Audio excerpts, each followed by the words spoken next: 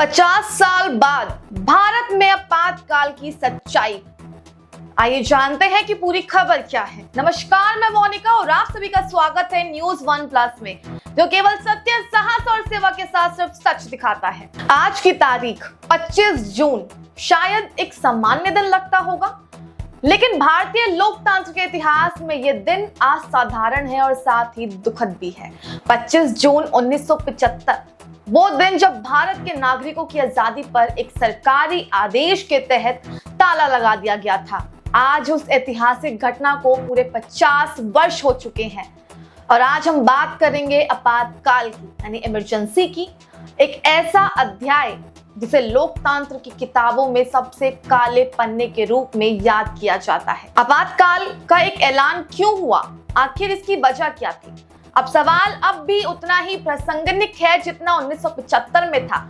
साल 1971 में इंदिरा गांधी की अगुवाई में कांग्रेस ने भारी जीत हासिल करी थी। बांग्लादेश के निर्माण और साथ ही पाकिस्तान की हार ने उन्हें राष्ट्र के सबसे मजबूत नेता बना दिया था, लेकिन राजनीतिक स्तरता को नीचे असंतोष की आग सुलग रही थी। 1974 से लेकर 1975 के दौरान में देश में महंगाई, बेरोजगारी और भ्रष्टाचार को लेकर व्यापक आंदोलन शुरू किए गए थे। बिहार में छात्रों ने विरोध शुरू किया था और जयप्रकाश नारायण के नेतृत्व में संपूर्ण क्रांति की मांग उठी थी। यह आंदोलन जल्द ही एक राष्ट्रीय जन आंदोलन में तब्दील हो गया और 12 जून 1975 को इलाहाबाद हाई कोर्ट ने इंदिरा गांधी के रायबरेली से लोकसभा चुनाव को अवैध ठहरा दिया था। इस फैसले के बाद इंदिरा गांधी की कुर्सी कानूनी रूप से डगमगाने लगी थी। इसे पृष्ठभूमि में 1975 की रात का राष्ट्रपति फरुद्दीन अली अहमद ने प्रधानमंत्री इंदिरा गांधी के सिफारिश पर संविधान के अनुच्छेद 342 के अंतर्गत आपातकाल लागू कर दिया था। आपातकाल लागू होते ही देश भर में विपक्षी नेताओं की गिरफ्तारी होना शुरू हो गई। जयप्रकाश नारायण, अटल बिहारी वाजपेयी, लाल कृष्ण आडवाणी और साथ ही जॉर्ज फर्नांडिस समेत हजारों लोगों को जेल में डाल दिया गया था। प्रेस पर कड़ी सेंसरशिप लागू हो गई थी। बिना सरकारी मंजूरी कोई समाचार नहीं छापी जा सकती थी और साथ ही न्यायपालिका पर दबाव बनाया गया था। यहाँ तक कि कुछ न्यायाधीशों को हटाने की कोशिश भी हुई थी, लेकिन संविधान में संशोधन कर लोकतंत्र की मूल आत्मा को कमजोर कर दिया गया था। संविधान का सबसे विवादास्पद संशोधन 42 संशोधन, जिसे मनी संविधान भी कहा जाता है, इसी दौरान लाया गया था। इसमें सांसद को असीमित अधिकार दिए गए थे, न्यायपालिका की स्वतंत्रता पर अंकुश लगाया गया था और साथ ही राज्यों के कई अधिकार केंद्र सरकार ने अपने हाथों में ले लिए थे। ये सब इतने कम समय में हुआ कि 7 अगस्त को लोकसभा, 8 अगस्त को राज्यसभा और 9 अगस्त को 20 राज्यों की विधानसभाओं में ये पारित हो गया था।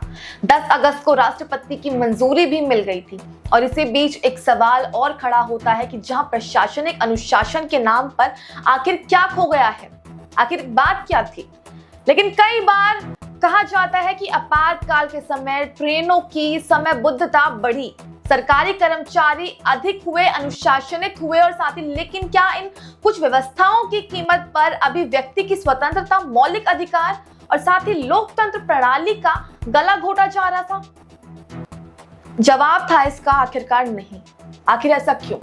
आपातकाल का अंत आखिर कैसे हुआ? जब मार्च 1977 में आम चुनाव हुए, देश की जनता ने इंदिरा गांधी और साथ ही उनकी सरकार को सत्ता से बाहर निकाल दिया। जब जनता पार्टी ने भारी बहुमत से सरकार बनाई और देश ने फिर से लोकतंत्र की राह पकड़ी।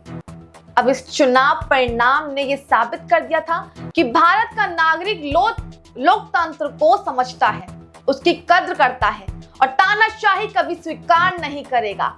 आज 50 साल बाद क्यों जरूरी है ये सब याद रखना? क्योंकि ये केवल इतिहास नहीं है, ये एक चेतावनी है। लोकतंत्र कोई स्थायी गारंटी नहीं है, ये एक निरंतर जागरूकता की मांग करता है। अगर जनता सतर्क ना रहे तो संस्थाएं साझा ना करें तो लोकतंत्र की रक्षा नहीं हो सकती है। प्रधानमंत्री नरेंद्र मोदी की सरकार ने 25 जून को संविधान हत्या दिवस के रूप में मनाने की घोषणा की है। गृह मंत्री अमित शाह ने कहा है कि आपातकाल को भूलना लोकतंत्र को खतरे में डालना है।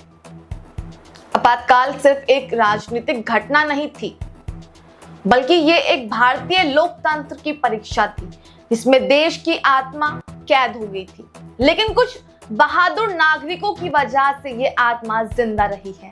आज उन सभी लोगों को याद करने का दिन है जिन्होंने जेल से ही आवाज उठाई और लोकतंत्र को फिर से सांस लेने के लिए हाजिर किया। हमारे लिए न केवल एक स्मरण है बल्कि जिम्मेदारी भी है कि हमें आने वाले समय में लोकतंत्र और संविधान स्वतंत्रता की रक्षा करनी चाहिए। इस खबर में तो बस इतना ही। तब तक के लिए नमस्कार।